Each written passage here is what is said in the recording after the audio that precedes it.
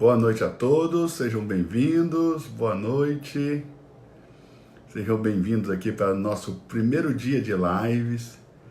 Nós vamos estar aqui fazendo uma série de lives essa semana, falando sobre os mistérios da eternidade. Que bom que você já está por aqui. Vai chegando aí.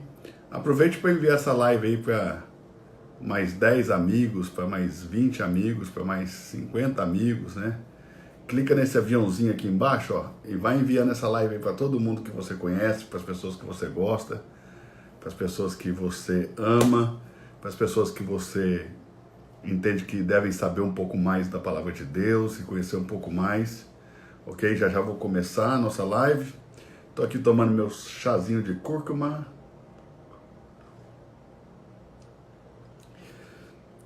Quem estava aí na nossa aula de Apocalipse? Eu acabei agora, nesse exato momento, eu acabei de acabar a penúltima aula aí do desafio do Apocalipse. Sábado à tarde vai ser a nossa última aula, vamos terminar o capítulo 22. Quem estava aí no Apocalipse? Se você que estava no Apocalipse, vai dando aí um oi aí, dá um glória, fala um oi aí. Quem estava no Apocalipse, bate o dedinho nesse coraçãozinho aí, ó, para essa live se tornar mais relevante e o Instagram distribui ela para o maior número de seguidores possível, ok? Quanto mais relevante a live se torna, mais o Instagram vai compartilhar aí com os nossos seguidores, tá bom? E avisar todo mundo, né? O Instagram vai avisando conforme a relevância da live.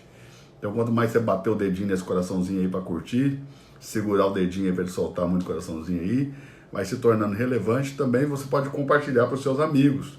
Só clicar nesse aviãozinho aí embaixo, você clica no aviãozinho e vai mandando aí para os seus amigos, vai mandando para todo mundo.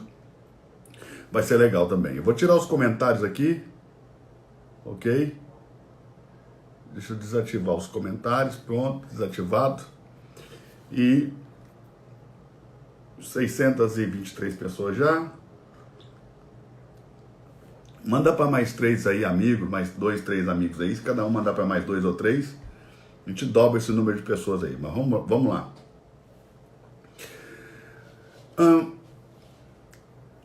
Eu sou um apaixonado pela palavra de Deus. Sou curioso, né?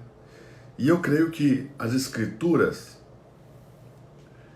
elas não somente contêm palavra de Deus, propriamente dita, mas para mim as escrituras são a essência daquilo que Deus é. E Deus é um Deus misterioso. Em João, no capítulo 1, nós vamos ler que Deus nunca foi visto por ninguém. Ou seja, não pode haver alguém mais misterioso do que alguém que nunca foi visto por ninguém. E esses mistérios, eles estão ocultos e revelados agora nesse tempo que nós vivemos, nessa era, nessa dispensação chamada dispensação da graça. Esses mistérios estão todos sendo revelados, mas esses mistérios estiveram guardados em silêncio por séculos e séculos e séculos. Eu quero começar lendo aqui um trecho das Escrituras, para que a gente possa fluir aqui nos mistérios da eternidade. O primeiro mistério que eu quero falar é sobre o mistério da família eterna que Deus deseja. Deus deseja ter uma família eterna. É sonho de Deus. Desde o primeiro momento que Ele manifesta a sua vontade, seu desejo, ok? E sonho aqui é uma força de expressão, uma figura de linguagem, né? Mas a vontade. Sempre foi a vontade de Deus ter a sua família. E uma família eterna. Aliás, Deus é um Deus eterno. Então ele precisa de uma família eterna. Mas esse mistério da família eterna de Deus é um mistério que esteve oculto. Porque só Jesus, e aqui nós não estamos falando de religião, ok? Nós estamos falando das Escrituras. Se você está pensando que nós estamos falando de religião, ok? Talvez você seja um religioso, mas nós não estamos falando de religião. Aqui, esse tempo, essa semana, durante toda essa semana, eu quero falar só sobre as Escrituras e sobre a essência daquilo que Deus é e da sua própria vontade. Então, entenda isso. As Escrituras vão revelar a Cristo como Messias, como ungido. Mas Cristo vai revelar a Deus como Pai. E Deus vai revelar o Cristo como Filho. Ok? Então, aí, nessa dispensação que nós vivemos da graça, na dispensação que nós vivemos, Deus é revelado como Pai e Filho, mostrando esse desejo de Deus de uma família. Aliás, a igreja no texto bíblico, né? E nós estamos estudando o Apocalipse, nós vimos várias vezes no Apocalipse a igreja e os santos e aqueles que fazem a vontade de Deus são chamados de a noiva, a esposa, ok? Então Deus está mostrando para todos nós esse desejo de uma família. Deus quer ter uma família e uma família que seja eterna. Mas eu quero contar para você desde o início tudo aquilo que esteve escondido pelos séculos em silêncio, foram guardados e que agora é revelado, tá? Em Romanos, no capítulo 16, verso 25, vai dizer assim, vai dizer dessa maneira: ora, aquele que é poderoso para nos confirmar segundo o Evangelho, isto é, o meu Evangelho, a proclamação de Cristo Jesus conforme a revelação do mistério, guardado em silêncio nos tempos antigos, nos tempos eternos, ok? Então existe um mistério guardado nos tempos antigos, nos tempos eternos. E esse mistério vem sendo guardado em silêncio. Agora ele é revelado. Lá em Mateus, no capítulo 13, verso 10, os discípulos de Jesus se aproximam dele e dizem: Mestre, por que o Senhor fala em parábolas? E Jesus responde e diz: porque eu não quero que eles entendam.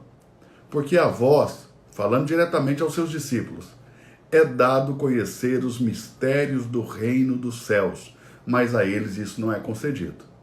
Então, naquele momento,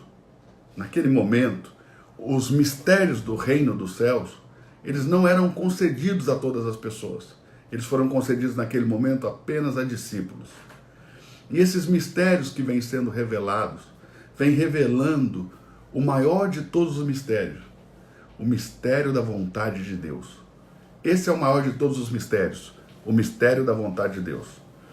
E o mistério de hoje vai ser o desejo de Deus de ter uma família e como Deus caminhou desde antes da fundação do mundo até agora e como Deus vai constituir no futuro a sua família eterna. Ele já tem feito isso e no futuro isso vai ser ratificado quando ele receber todos os herdeiros, né, os seus herdeiros, para receberem a sua herança. Então, Deus, ele entrou tanto nessa ideia do mistério da família eterna, que ele quis até fazer testamento e deixar herança. Então, Deus fez testamento e deixou herança, e alguns homens vão herdar a herança de Deus, vão participar dessa herança. Bom, mas voltemos lá no início. Antes de Deus criar o homem, propriamente dito, antes de Deus formar o homem do pó da terra, o homem já existia em Deus. Efésios, no capítulo 1, verso 4, diz que Deus nos escolheu nele antes da fundação do mundo. Entenda, nenhum ser humano nasceu por acaso. Nenhum ser humano está na terra por acidente. Nenhum ser humano está na terra por força da circunstância, da vida dos seus familiares. Não. Cada ser humano foi escolhido. E ele foi escolhido com um propósito. Ainda que muitos vivam fora do propósito, e viver fora do propósito está intimamente ligado a não conhecer a minha identidade. Quando eu não conheço a minha identidade, quando eu não conheço a minha origem, quando eu não conheço a fonte, ok? Então o destino se torna turvo, o destino se torna obscuro. Então, todas as pessoas que estão passando por essa terra sem um destino, sem um objetivo final, sem uma linha de chegada para que eles possam cruzar, é porque eles desconhecem completamente a origem. Então, antes de Deus formar o homem já existia em Deus.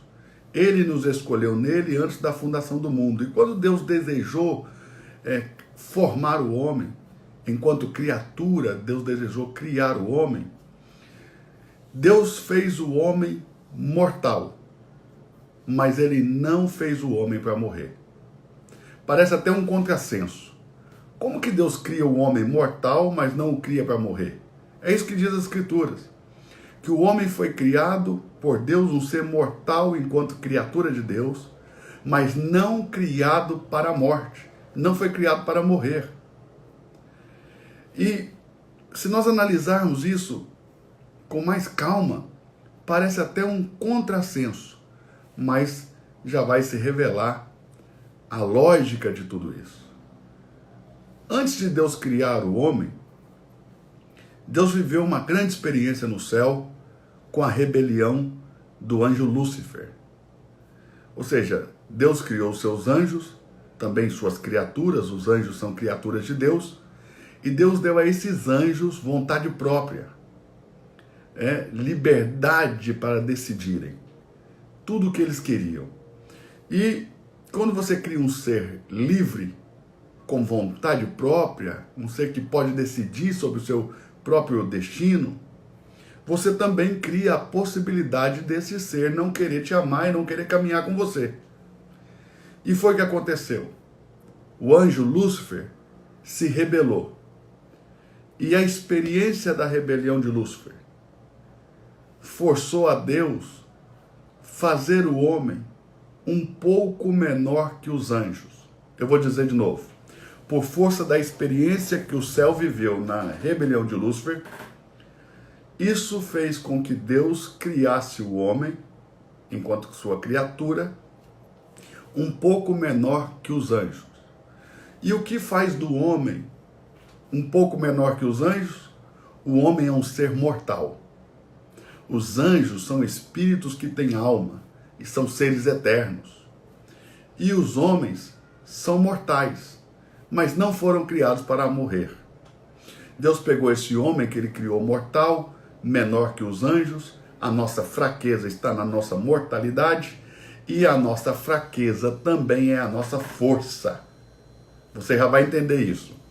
A nossa fraqueza está na nossa mortalidade e a nossa fraqueza também é a nossa força. O fato de termos sido feitos mortais, nos faz menor que os anjos que são imortais.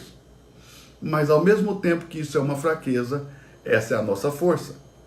Deus pegou esse homem mortal, que ele criou para não morrer, e colocou no jardim do Éden.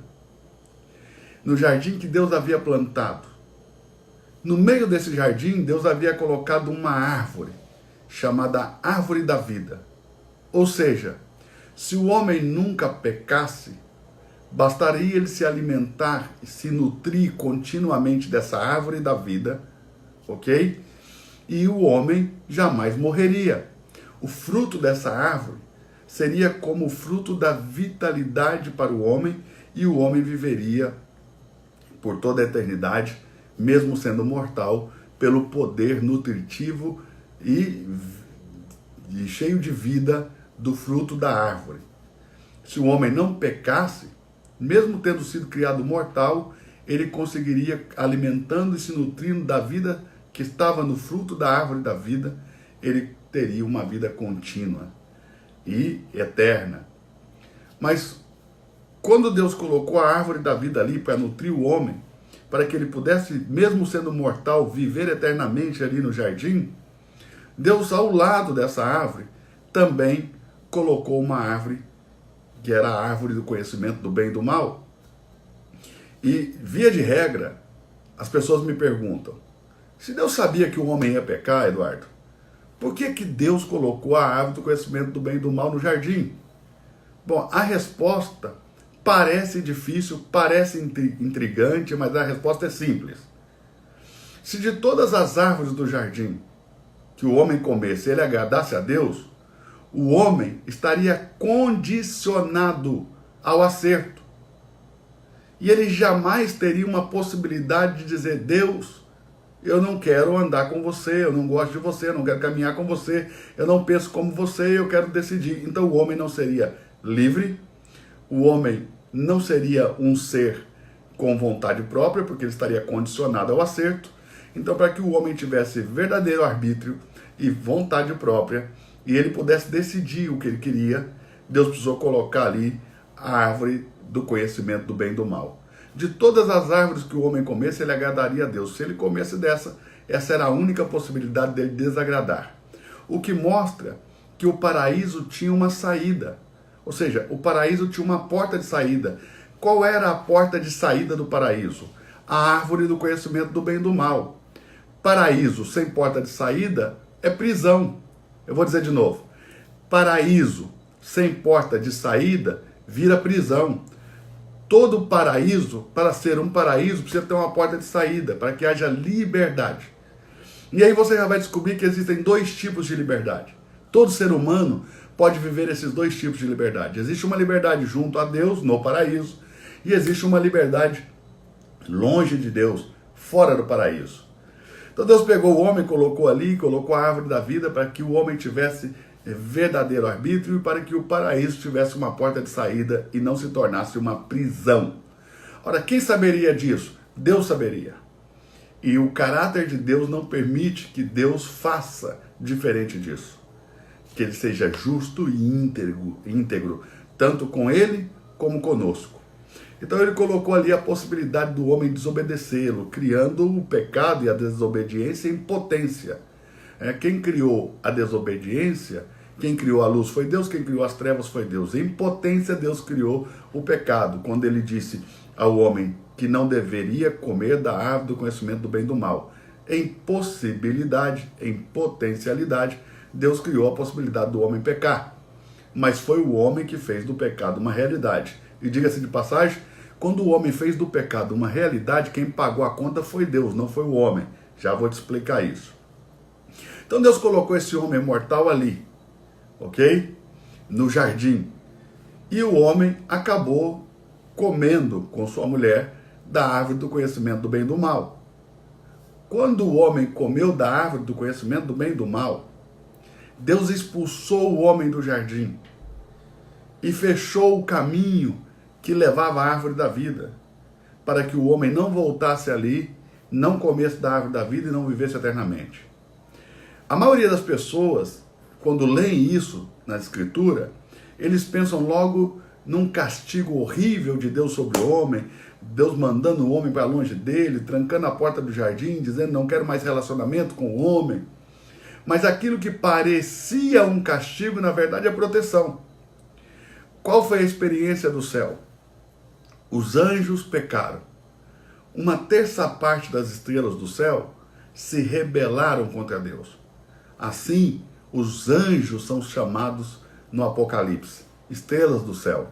Também são chamados de estrelas em Jó, também chamados de estrela em Isaías, né? Eles são assim chamados, estrelas. Terça parte dessas estrelas do céu, dos anjos, se rebelaram contra Deus.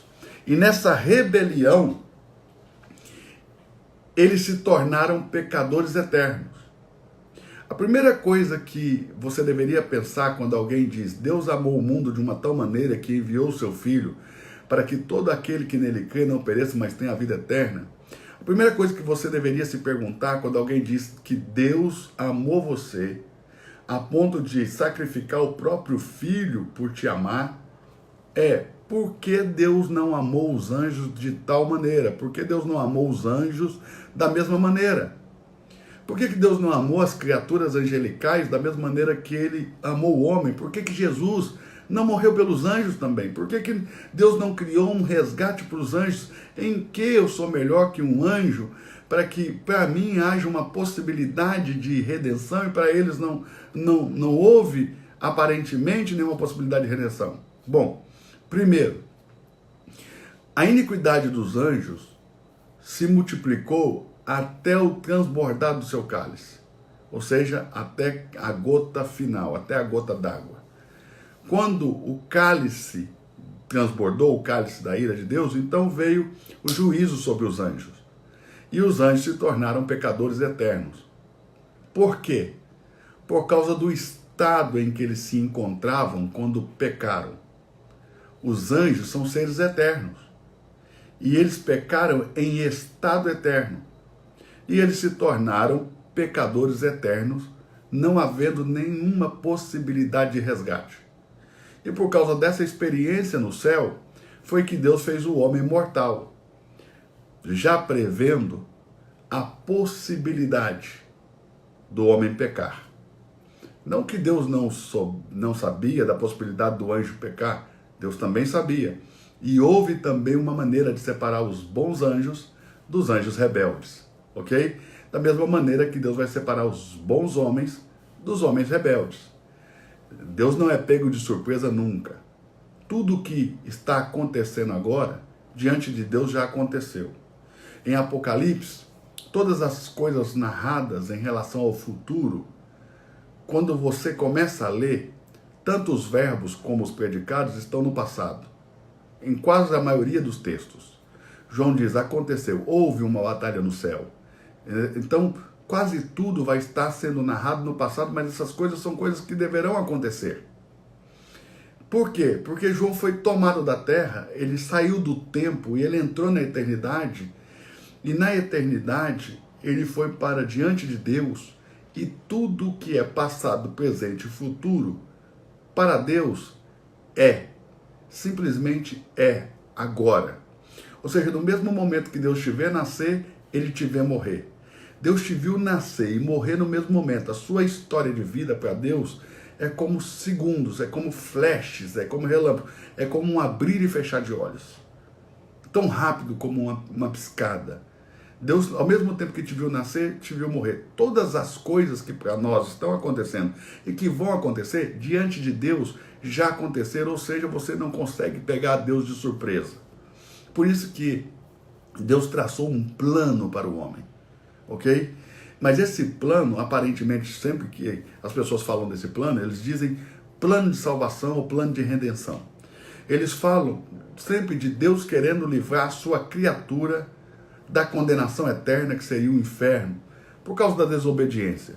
Mas eles quase nunca falam que esse plano inclui o fato de Deus transformar criaturas em filhos e de Deus formar para si uma família real e eterna que reinará tanto no período do milênio sobre essa terra que nós agora estamos, como também reinarão em um novo céu e uma nova terra. Durante 1000 anos eles reinarão nessa terra que nós conhecemos agora. Tal como está, estará num estado um pouco mais caótico e será totalmente restaurada. Mas depois eles reinarão também na eternidade. Entenda isso. Quando Deus então lança o homem para fora do jardim, Deus não está punindo o homem. Deus está protegendo o homem. Deus puniu o homem por desobediência. Mas as punições são outras. A punição não inclui ser expulso do jardim. Deus não disse, como punição você vai ser expulso do jardim e não vai ter acesso à árvore da vida. Não, o que ele disse foi, agora o homem é como um de nós, conhecendo o bem e o mal, para que não estenda a sua mão, tome também da árvore da vida e coma e viva eternamente. Deus, pois, lançou o homem para fora do jardim para lavrar a terra de que fora tomado. Então qual é o intuito de Deus? Que o homem não lance mão da árvore da vida e coma e viva eternamente. Em que estado? Num estado de pecado, porque se o homem, em um estado pecaminoso, come da árvore da vida, ele se tornaria um pecador eterno, não havendo qualquer possibilidade de resgate. Então a expulsão do jardim não foi castigo, foi demonstração de amor e proteção. Aliás, no jardim, Deus já revela o resgate, a redenção. Quando Adão come do fruto da árvore, uma voz é revelada a ele. Deus vinha sempre na viração do dia e se relacionava com Adão. Adão era um homem espiritual, o seu espírito era vivo e conectado com Deus. Mas quando Adão peca, o seu espírito morre imediatamente. Porque a morte começa do mesmo modo que a vida começou. Como que a vida começou? No espírito. Efésios 1:4 diz que antes da fundação do mundo, você e eu já existíamos em Deus. Todos os seres humanos já existiam em Deus. E Deus nos escolheu nele, antes da fundação do mundo, dentro dele. Em Zacarias, no capítulo 12, verso 1, a parte B do versículo, vai dizer que Deus forma o espírito do homem dentro dele. Em Hebreus, no capítulo 12, verso 9, vai dizer que Deus é pai dos espíritos. Então, enquanto espírito, ok? Nós saímos de Deus, a nossa origem é Deus, nós saímos de dentro dele. Nós não somente refletimos a imagem de Deus e a sua semelhança quando ele nos colocou no jardim, nós temos a sua própria essência enquanto homens em Adão, quando colocados no jardim, porque viemos dele, nós temos a mesma origem, a mesma essência de Deus, a mesma substância divina estava em nós. João 4,24 diz que Deus era espírito e Adão era um homem espiritual, com o espírito vivo e conectado com Deus. Lembrando também que o significado da morte é desligar, é desconectar, é desplugar. Ou seja, quando Adão morre, a morte de Adão vai ter 3 etapas. E a primeira etapa da morte de Adão acontece imediatamente no momento do pecado, que é essa desconexão entre Adão e Deus. Um Deus é espírito. Já não se pode conectar o espírito do homem, porque o espírito do homem está morto imediatamente no ato do pecado. Mas a morte da alma e a morte do corpo vão passar por um processo gradativo. Esse Adão que morreu imediatamente no espírito, continuou vivo na sua alma e no seu corpo. Por isso que ele deve ter ficado confuso, porque Deus disse em Gênesis, no capítulo 2, verso 16, ordenou o Senhor Deus ao homem, dizendo, de toda a árvore do jardim comerás livremente, mas da árvore do conhecimento do bem e do mal, dela não comerás, porque no dia em que dela comerdes, certamente morrerás. No dia. Como Eva comeu, não morreu. Adão comeu, não morreu. Eles pensaram que a serpente tinha razão. Porque a serpente sim disse a Eva, Deus sabe que no dia em que comer, se abrirão os vossos olhos e sereis como Deus. Certamente não morrereis.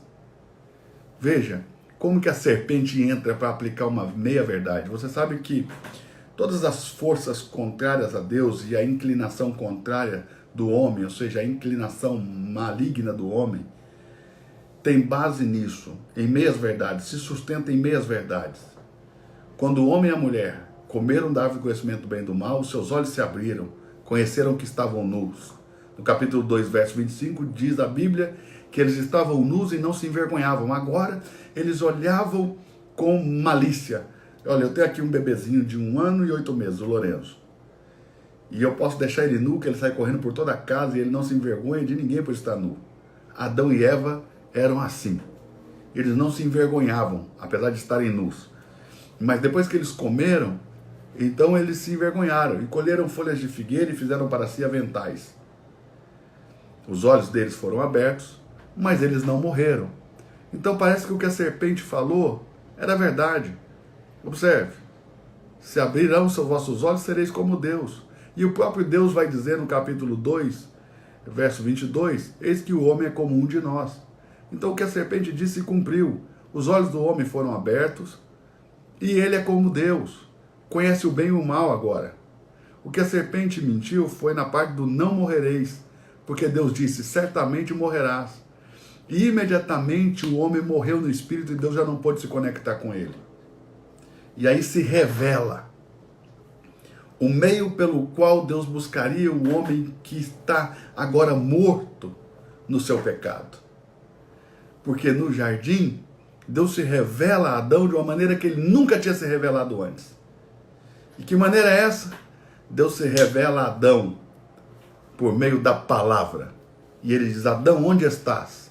Essa palavra que Deus envia, o verbo vivo de Deus, que sai atrás de Adão, onde estás? Já fala de Cristo e da redenção desse homem por meio da palavra. Por isso que eu creio que a palavra não só contém na Bíblia, não só contém palavras de Deus, como propriamente dito, como a Bíblia contém a própria essência do Deus vivo.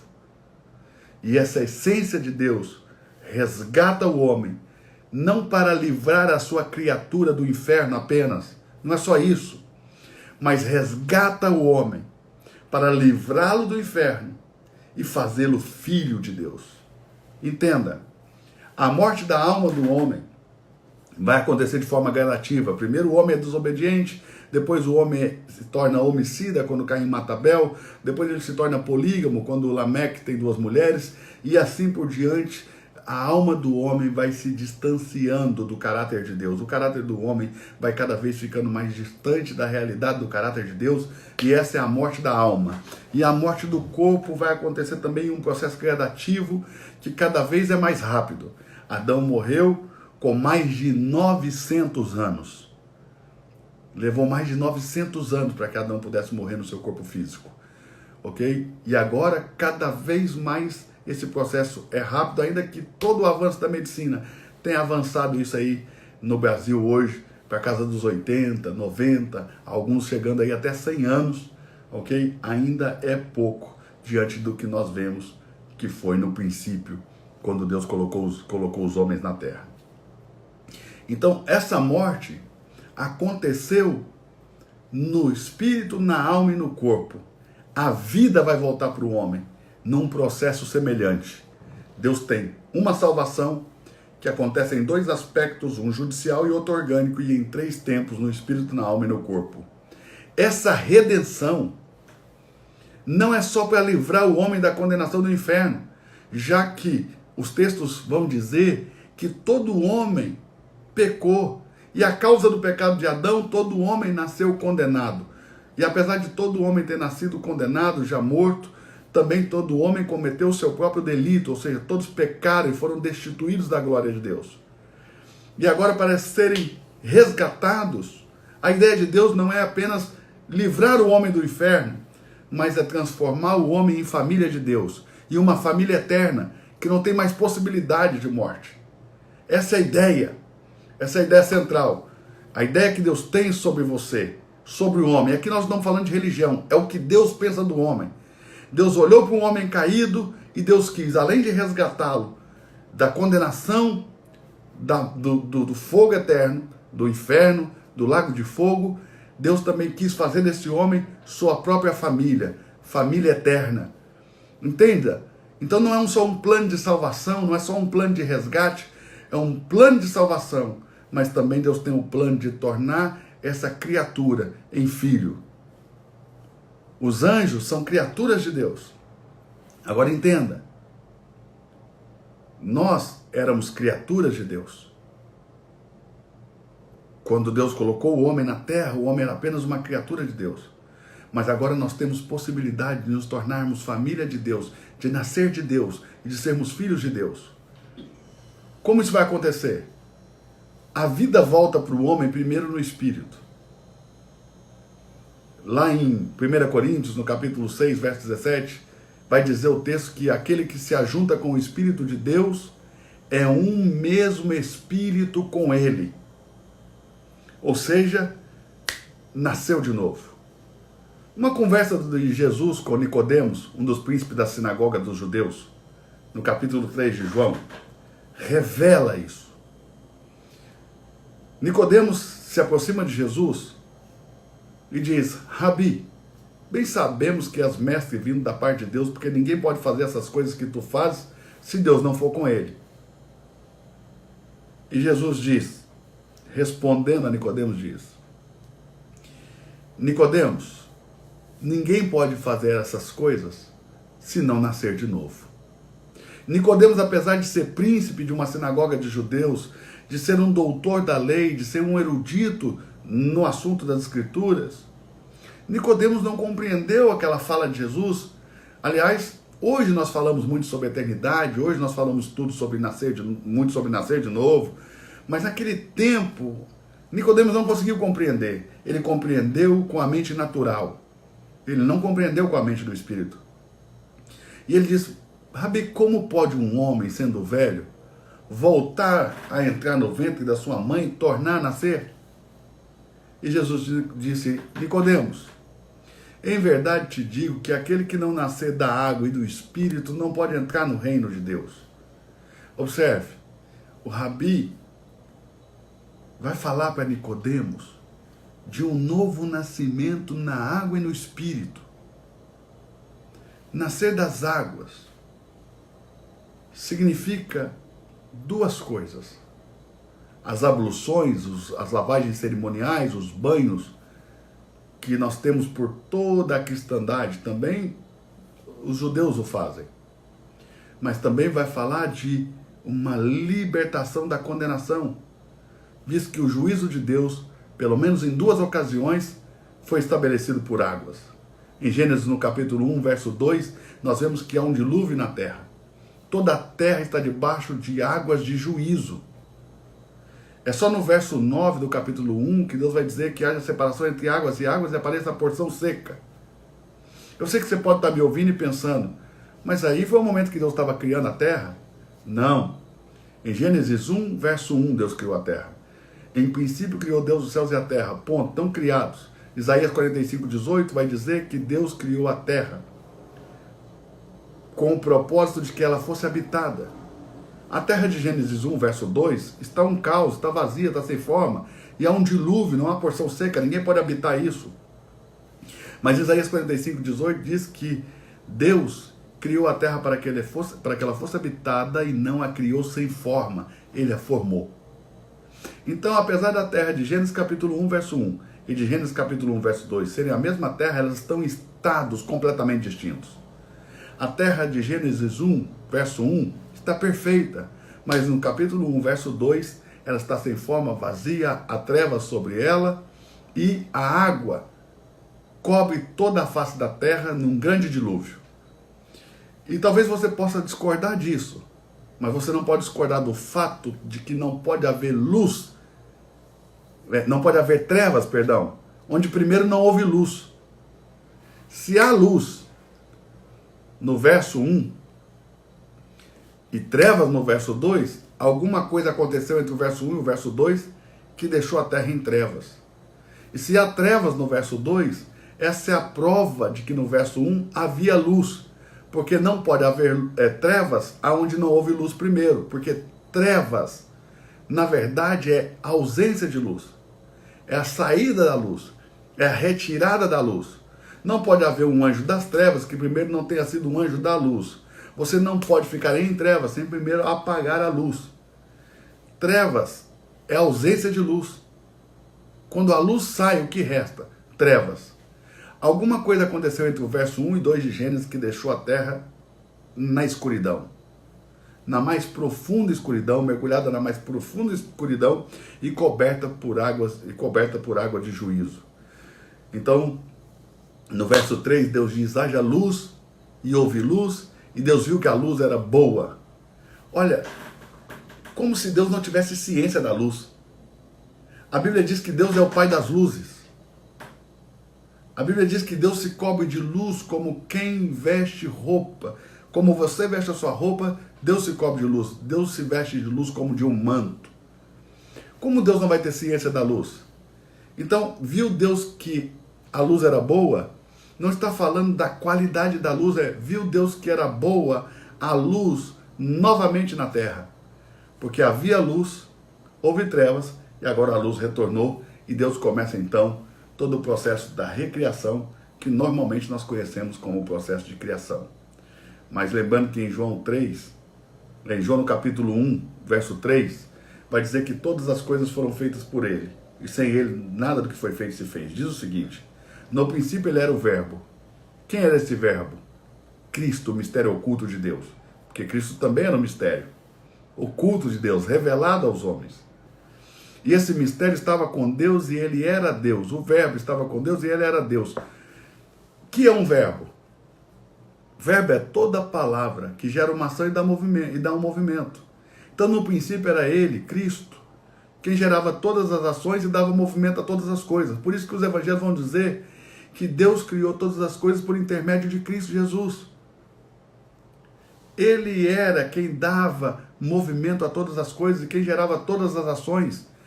Ele criou todas as coisas, sem ele nada do que foi feito se fez, inclusive o nada. Até para criar a terra do nada, Deus precisou criar o nada, porque sem ele nada do que foi feito, incluindo o nada, se fez. E Deus criou o nada em algo impressionante, né? Que os judeus vão chamar de tizim, tizum, ou a doutrina da contração e da emanação de Deus. Quando Deus quis criar o nada, ele se concentrou em um ponto, ou seja, no norte.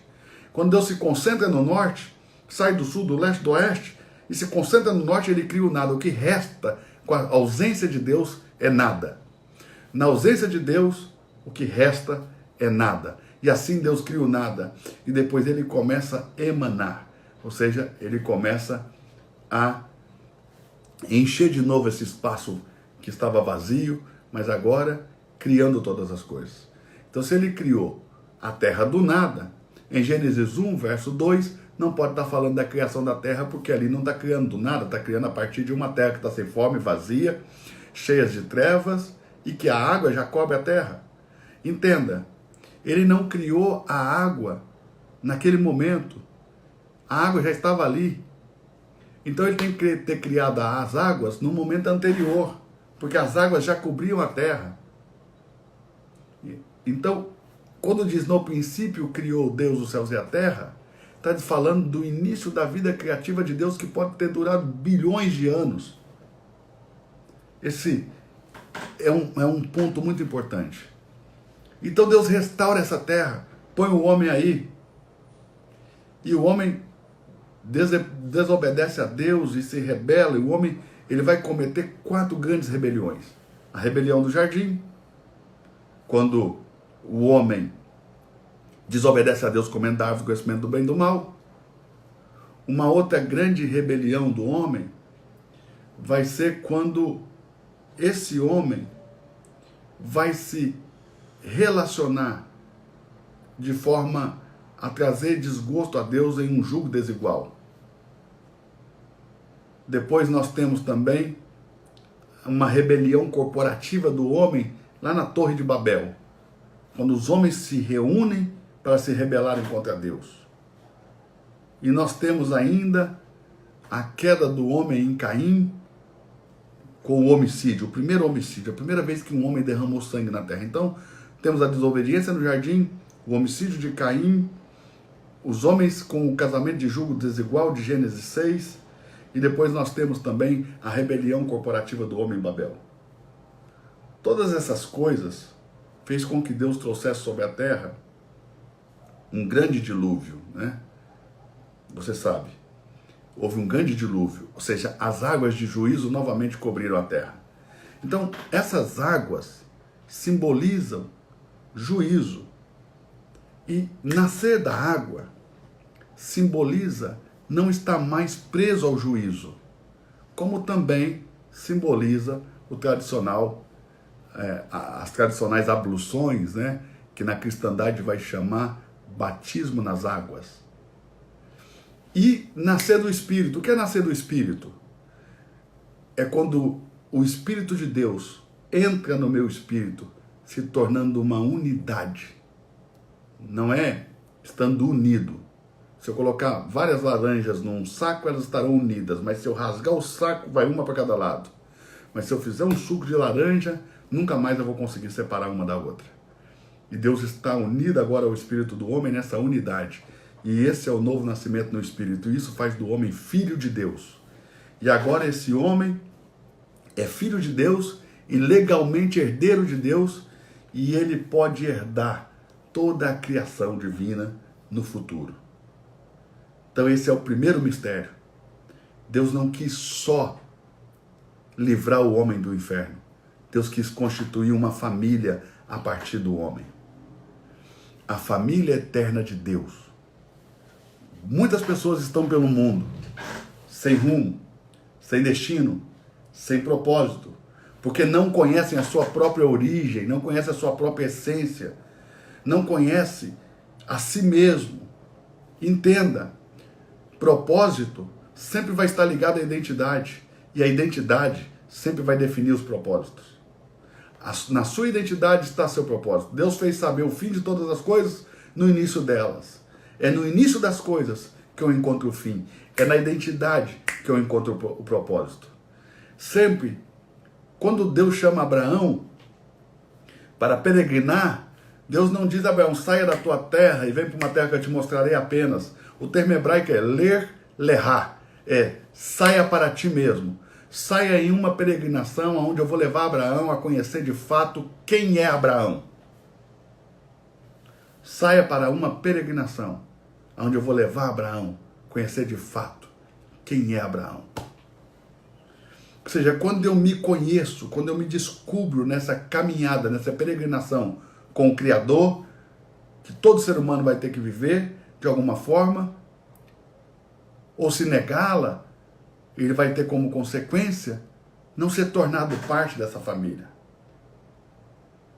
Então entenda, nessa peregrinação eu vou me encontrar, e à medida que eu me encontro, eu encontro o meu propósito, o meu destino, o que eu devo fazer, ser e como fazer e ser nesse mundo físico, material, nesse mundo onde as coisas são temporárias, ou seja, tudo que nós vemos e vivemos nesse mundo não é uma realidade. Por que não é uma realidade? Porque passa, e tudo que é passageiro não pode ser real. Só as coisas eternas são reais. E Deus nos faz família para também nos eternizar. Essa é a ideia.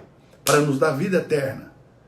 Para que possamos ter uma vida real e não uma vida de ilusões, temporária, passageira, momentânea, em um mundo material, passageiro, momentâneo, que será destruído. Como o apóstolo Pedro diz, essa terra está entesourada e guardada para o fogo, para a destruição através do fogo. Mas aqueles que nasceram de Deus e se tornaram família de Deus, pela fé, não é por meio da religião, não é por meio da igreja, é pela fé em Cristo Jesus. Igreja não salva, religião não salva, mas Cristo salva. Cristo salva. Não existia igreja, Jesus já salvava.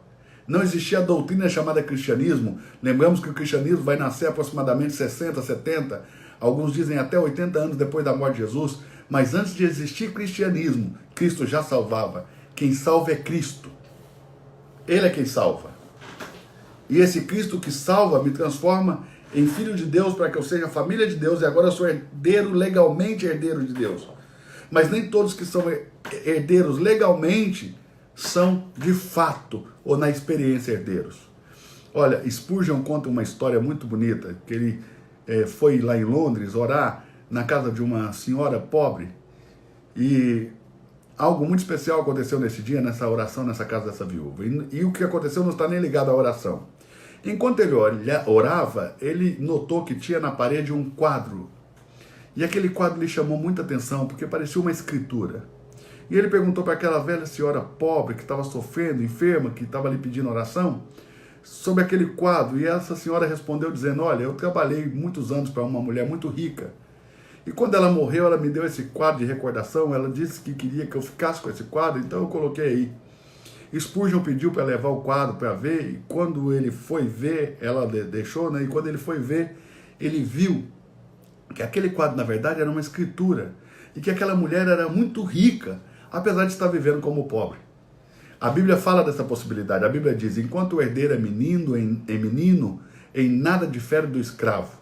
Ou seja, a maturidade dos seres humanos em Cristo é que vai fazer com que os homens deixem de viver uma vida escrava, em todos os sentidos. Espiritualmente, psicologicamente, emocionalmente, fisicamente, escravos. Só vamos deixar de ser escravos quando nós crescermos, amadurecermos.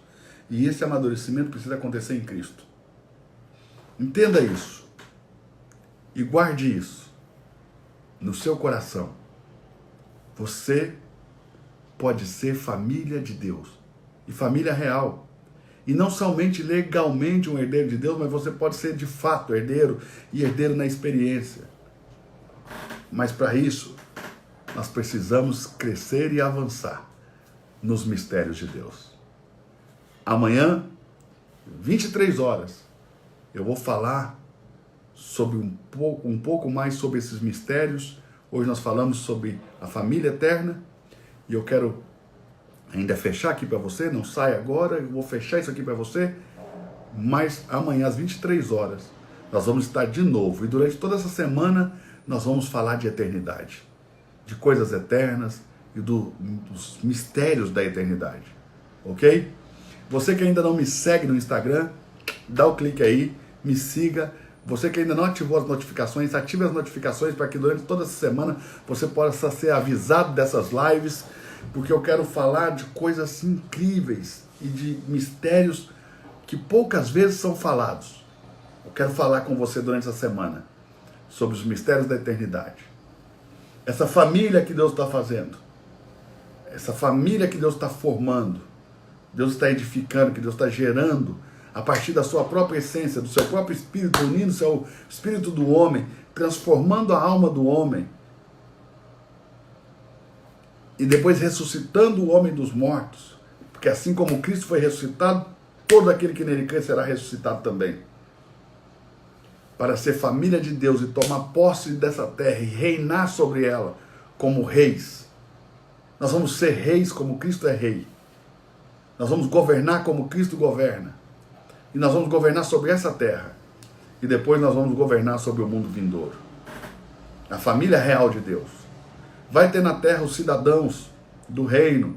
Vai ter na terra aqueles que não reinam, que estão debaixo de governo. Mas os filhos serão os governadores do mundo vindouro. Da era vindoura. Então, fica aí o meu convite para que você continue comigo nessas lives, todos os dias, às 23 horas, aqui no Instagram, para falar sobre os mistérios da eternidade. Passa aí no meu feed também, eu acabei de postar um vídeo falando sobre as 5 luzes de Gênesis, capítulo 1. Eu falo sobre o haja luz, o houve luz, viu Deus que a luz era boa, fez separação entre a luz e as trevas, e chamou a luz dia. Cada uma dessas luzes corresponde a um dos primeiros 5 livros da Bíblia. Houve luz, Gênesis. Haja luz, Gênesis. Haja revelação de como foi o início. Luz na Bíblia geralmente é conhecimento, revelação. Haja revelação de como foi no início, como foi o princípio de tudo. Houve luz, Êxodo, quando o povo saiu das trevas do Egito para Canaã.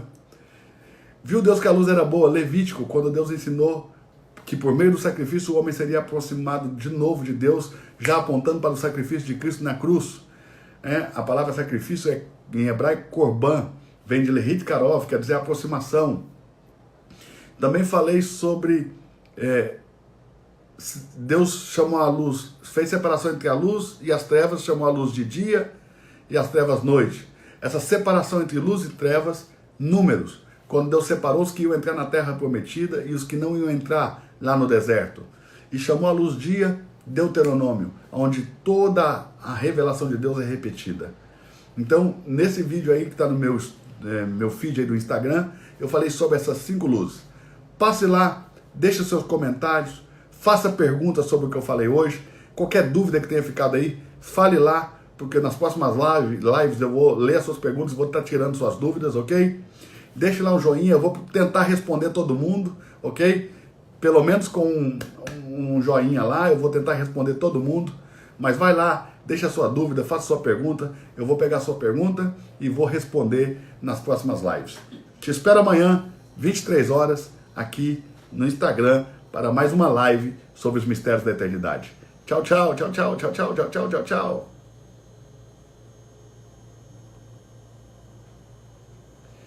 Soltei os comentários aqui, para você escrever aí um pouquinho, o que você achou, como está essa live aí, tudo que nós falamos. Então, passa lá no nosso feed, deixa a sua pergunta, faça o seu comentário, deixe lá o que você achou, escreva lá tudo. Assista lá o vídeo também sobre as 5 luzes do Gênesis capítulo 1, tá bom? A todos vocês que estavam no nosso desafio de Apocalipse, um beijo no coração, obrigado por me acompanharem aqui também, que Deus abençoe a todos vocês que vieram aqui hoje pela primeira vez, sejam bem-vindos aqui no meu Instagram. Esse lugar é um lugar para a gente compartilhar essas sementes da palavra, que Deus abençoe todos vocês aí, obrigado por tudo. Tchau, tchau, tchau, tchau, tchau, tchau, tchau, tchau.